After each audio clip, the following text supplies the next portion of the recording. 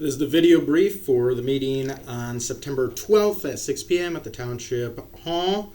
And the opening of the meeting is relatively normal for the first few minutes. We have our call to order, our invocation and pledge of allegiance, our roll call, approval of agenda, approval of past meeting minutes, treasurer's report, paying the bills, the fire department report, the planning commission report, the zoning board of appeals report, and then it changes a little bit, right? So it's a unique and interesting and different meeting. One, we have a presentation by Morgan from GMed, which is Greater Muskegon Economic Development, on a broadband study. And this will be about 5 minutes. She is proposing that we partially fund, and they're asking for $5,000 for a countywide broadband study that will allow them to apply for more grants to try to get broadband expanded. So we'll see that presentation together. Next is the White Lake Community Library presentation by Virginia. Again, 5 minutes. And both these people, I think they've said, maybe up to 5 minutes. So they may be shorter. Obviously, different personalities do different things when they actually get up in front of someone. Some people shorten up, some people extend. But 2 short presentations on those. And the library is just an update on the library, what the library's been doing. In the board packet itself, I included information from both of them. I included more that they had given me in the reference packet as well. Next, most unique thing, we have the new fire truck ceremony in Push-In. And the fire truck just arrived yesterday, and that is ready to be pushed in. And I know the fire department is working hard on organizing and getting the equipment necessary on it and getting it into service. There was a decision to be made because the company would have liked it to go to one event to show off new fire truck, and takes a little bit of time to get in service and get the equipment anyways, and some of that is still being ordered and will be ordered in the near future. Some is already here. So there's a little bit of time with adjusting that and the work of putting all of that on there that the firefighters do. But the fire department decided not to send it to another event. They consider Dalton Township and getting it in service the priority. And because this is a very short turnaround, it would be nice to have that at least mostly ready to go, if not fully ready to go, by the push-in on Monday. We'll see how that is. If it takes a little bit longer, I think that's fine. Still want it to be done right. But that ceremony, I put it in the front here because I think there'll be some people that they want to see, the broadband presentation, it's only a few minutes, library updates, only a few minutes, and this is the White Lake Community Library, right? So not the one in Twin Lake. Rachel often comes to our meetings from Twin Lake, which is great, but this one's different because Virginia doesn't usually come. And then the fire truck ceremony. So we will actually stop the meeting in the room itself, go over to the fire truck. There'll be a prayer. Some people might say some things. We'll push the truck in, and then figure that's 15, 20 minutes. The board will reassemble for the rest of the meeting. And I figure there'll be extra people here that they really are just here to see the fire truck get pushed in. And then I know these presentations, they'll want to update, as many people as they possibly can. And so not to delay this till the end when we don't know exactly what time it'll be, so you can't really put out an exact time on that. It's right near there. I think this will probably be 15 minutes in, right around there. So about 6:15, we'll probably be pushing in the fire truck. And if people want to stay outside and talk to some of the firefighters that'll be there, which, I don't see the necessity of them sitting through this entire meeting just for that being at the end too, then people can do that, and I don't know if Morgan and Virginia will either come back into the meeting or hang out or go on to the next thing they have to do. But that allows, people that are coming specifically focused on this, I think that gives them a better opportunity to know approximately what time it's going to happen. Next, we have our public comment as normal, and then we're into our decision items. So normal meeting from there on out. We have millage rates, and these have to be approved by the township board every year. We have the operating millage for the township, we have the fire operating millage, and we have the fire equipment millage. And so those are just calculated by the county. The board approves them, and they get put on the tax bills for the winter. Next, we have a past year tax bill. And this is unusual. This is something specific because a couple of bills were missed being sent out last year. And Christy had seen those, gotten them resolved, other than this one that we haven't heard back on. And just as a double check to cover, she would like the board to approve that in the bill this year, it'll be the bill for this one property for 2021 and 2022, just because it wasn't billed last year, but with no penalties or fees, obviously, because it was, it was the township's fault. Next, we have Resolution 2022-18 for Arpa Fund expenditures. I've included 3 things in here. One is the bike trail. I've been talking about that. There's a gap in funding for ongoing maintenance on the bike trail. And from what I've heard from people that know about roads and that type of material, they think it would be best to do a coating sooner rather than later. That would make the trail last as long as possible. But there's a gap. I went through the calculations and prorated everything out. There's $40,000 available, but the project will be approaching $100,000, so there's a $60,000 gap. Dalton Township has the largest portion, so if we prorate that out, it's about $26,000. And so I wrote this up as $26,000. So discussing that and the details, I included that chart and everything in the board packet. Also, we have fire equipment. Now, Alan has applied for the fire department to get a grant for new equipment, because we're using some equipment that we already have. We already have some equipment that came in, but then more equipment to go on the squad, right? And this squad is for a bunch of people and equipment, cutting people out of cars and that type of thing, which is obviously a decently big deal here. 31 runs through here, and then even more common, M120 runs through here, and Whitehall Road as well, and a decent number of commercial facilities and things like that where you're doing some major cutting, some major entries. And so that obviously things have been inflating. So originally that was going to be a little over $40,000 for that equipment. I'm sure that has gone up, so we're approaching $50,000.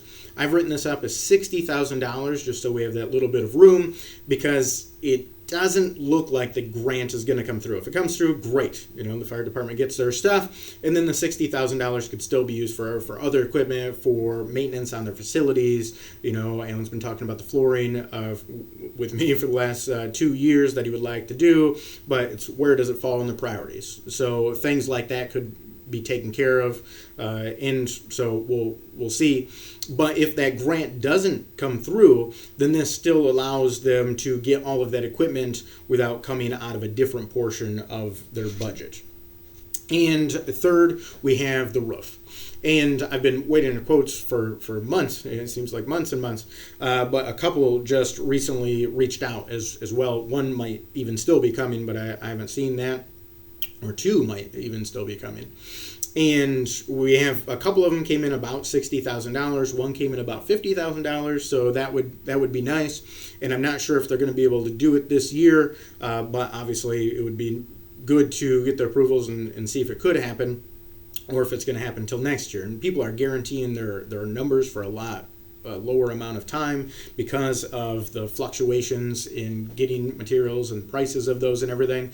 So I think it makes a decent amount of sense to move on that now, because I thought about putting it as part of the discussion and then moving it till next month, but that's it's too much of a delay, so best to move on that now.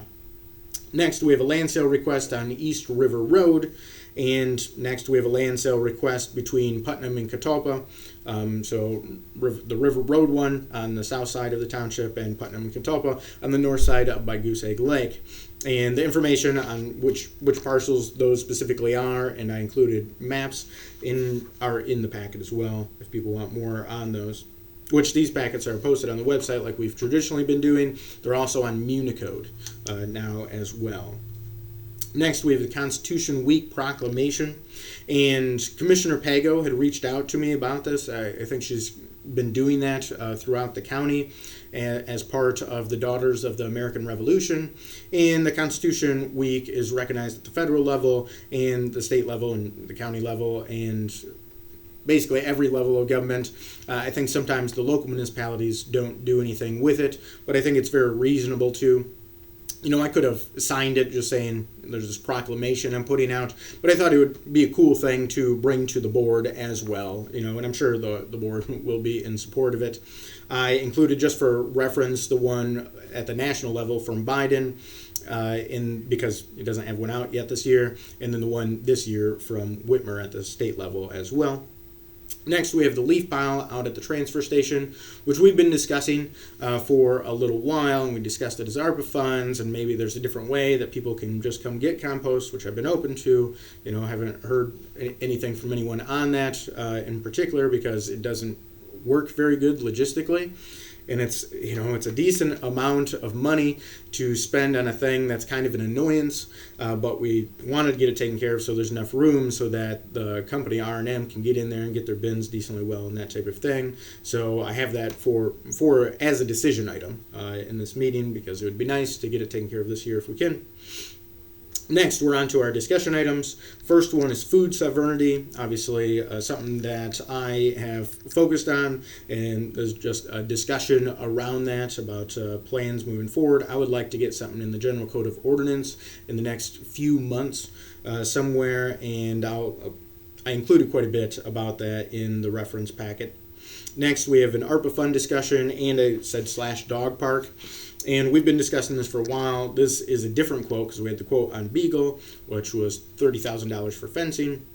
This one, and I talked to Vance and said, all right, let's go with all the economic versions instead of a bar at the bottom of the fence, which is the most sturdy, running a line at the bottom of the fence, so there's still some bracing there, but it's a little cheaper and that type of thing.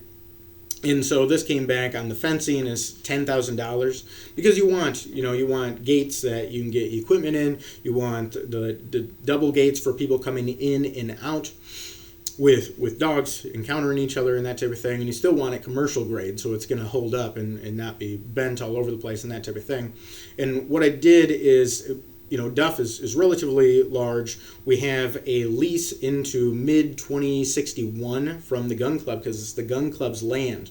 Now, I haven't heard specifically back. I'd emailed with them, but I haven't heard specifically back on if they're for it, if they're against it, if they're indifferent to it, so that could certainly be a factor. The township could do it anyways, but, why would you want to cause that animosity? And so I think there's some of that could be a concern with it. But because it's large, I'd split it down the middle, and then split into a large and small dog section as well, or quoted up that way. And that would allow some extra space, because you're taking away a play area as well. It doesn't get a ton of use, but there are some people that go there and use that park and the ball field and that type of thing as well. So that on that side, the one portion could be set up into something like a playground. That way you're not using the functionality of that. But there's also no well out there. So if you're looking at $10,000 in fencing, $10,000 well, $10,000 play sets for getting sand put in, and then we put together a play set like we're doing out at Catalpa. And I've been trying to keep that into the $10,000 range, which we're just about at, but with some decent stuff, to not shortchange it. And so then you're at a $30,000 project. But I've heard that there's been discussions, and I don't really keep up with Facebook and that type of thing. I check it somewhat, and I check it for messages and certain groups that I like some discussions in and things, but I don't keep up with it as much as probably most people in the world today, for sure. And so, but I have heard that there have been discussions on setting up a private one, either in someone's backyard somewhere, or buying a piece of land and doing it that way. And so, they'd have to go through a site review process through the planning commission and everything. But I think that would be decent. I think that's a good option as well. So this is for discussion on all of that and anything else that may come up in discussion about the ARPA funds as well as we move forward with those. Next, we have assessing, and I think we're all aware of McCabe coming to the meetings, making his public comments. Everyone's seen that on, not liking assessing, and I think everyone's had some difficulty in parsing out exactly what his criticisms were. I know in the meetings a couple of times we've directly asked him, like, what exactly is it? And I think there's probably two things of substance. One is public access to assessing records, which they're supposed to be, And there is. Now, keeping the physical cards in the office updated through all the filing cabinets is ridiculous. It would not work for space, for personnel, for man hours. And there are historical records here. Then you could do it through BSNA online because you can access them that way. You can go to BSNA, but if it's not a parcel that you own, you have to pay $3 to access one. So I looked at just turning that into a no charge type of thing, and then people could just access what they want. And if it was a few $100s, I would have just approved it because I like transparency. I like people being able to get access to ridiculous amounts of information. That's what I prefer. And, sometimes I go too far, and I try to balance that out with confidentiality, and that's some of the feedback that I've gotten from the board and other people, and so I have attempted to balance that. But overall, I like to release stuff. And so that quote came back from BSNA as $4,200 per year. So that's quite a bit of money for a few people to be accessing these to not have a $3 charge. So, and we're good on the legality of the way we're doing it now because we're contracted with the county. I went up because I hadn't specifically gone there before and made sure there is a public kiosk. I just taken their word. I went up, I made sure there's just a computer. It looks like basically no one uses. But there is a computer available. You can just walk in. I didn't tell them I was coming. I just walked in, said, hey, do you have a public kiosk? I can look at assessing information, and you can. And so that works out fine. It would be nice to have a public access terminal, kiosk, computer here at the township. Now, it's not like we're flush on space. So that's one aspect of it. But I still think it would be nice to set up. And so we could have, just a little public access section, and then people can just log into the assessing things and see it. So that's what this talk is about. And then the other thing is hitting. So the assessing department is supposed to hit 20% of the parcels in the township a year. Now, they hit a lot of parcels because something is changing on them. So they have to go check on construction, those types of things. And so I don't know what the numbers are. 2 years ago when we had the audit on the assessing, it came out fine. And another one is happening, I believe, this year. And so we'll see how that comes out. But I think they're hitting those numbers. They're recommended numbers. They're not numbers you have to stay legal with. But as far as I can tell, it's almost nobody that hits those numbers if you don't include the things that are already changing. And then getting up to that, you're looking at adding people and those types of things, and obviously expense. And we pay a decent amount of money for assessing already. So that's a more difficult problem. But we can talk about that, and if we want to do anything with it, and if we do what. And finally, we have water policy. And we've been talking about this for a while, too, because I like to keep people updated on what's coming down the pipeline, to use a pun. And this is about the mandatory connections. Obviously they had started with a discussion of going more strict through the Water Policy Board. We've ended up with one that's less strict. Obviously, been controversy among our board. Sounds like we're probably the only real controversial board out of that other board. But nevertheless, so we've had some discussions there. There was one section added about keeping a non-contaminated well, and so which is solid. We were moving in that direction on the Water Policy Board anyways. And then there's been discussion about financing and people being able to use like loopholes or carry other people's financing for these infrastructure projects. And so that was one addition here, was the idea of people paying the connection fee when the pipe is run. Past the property that has access to it, and then gets paid on the yearly taxes, over a period of time. Not sure on that exact time, might be 15 years. And then I had asked also about the potential controversy, because we have that Water Policy Board has ended up in a number of lawsuits between these local municipalities, and that's attempting to be worked out into a better system in the contract that's being written up. So, which would be great, because I've pushed on how can we have some sort of non-litigation resolution of conflicts through the Water Policy Board. So that's being talked about, but not passing the same policy would be a violation of the contract because it's shall, and then a court judgment can be pursued. Removing Dalton from the system could be pursued, but then obviously Dalton would pay a fortune in charges for our water to go through other people's water. So that would not work out well at all. And we could, well, I'm not even sure anyone would pursue it. So, because if we don't pass something, and so it's just ours is more restrictive than other people's, it might just be that slides by, and so it's a discussion for that. Finally, I think I said finally on the last one, but we have our second public comment, if anyone would like to say anything, and our board comment, and then our adjournment. In the reference packets, a little bit larger as I normally do than the board packet itself, I have, like I said, that broadband inventory survey proposal from GMed about rural broadband, with the White Lake Community Library financial statements, Tennessee Senate Bill 693, and all of the rest of these things deal with food sovereignty or the right to food. Tennessee Food Freedom Act deck, and that is just a presentation, like a PowerPoint presentation.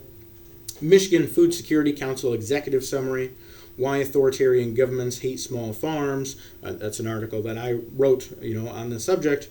Maine town becomes first in U.S. to declare food sovereignty. Local Food and Community Self-Governance Ordinance, which is that ordinance from that Maine town.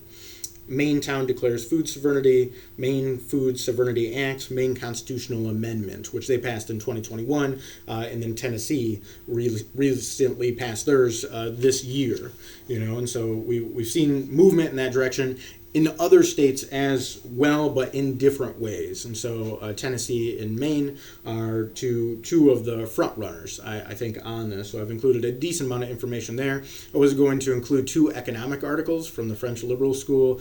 D. Tracy, favorite economist of Thomas Jefferson, who translated a couple of his works into English himself, which is, something I like, and then Jean-Baptiste Say, but I'll probably push those to next month because I didn't want to overwhelm people too much. I know some people look at the materials, and obviously most people don't, but it's there if people want to look at them and research them, and always feel free to reach out with more.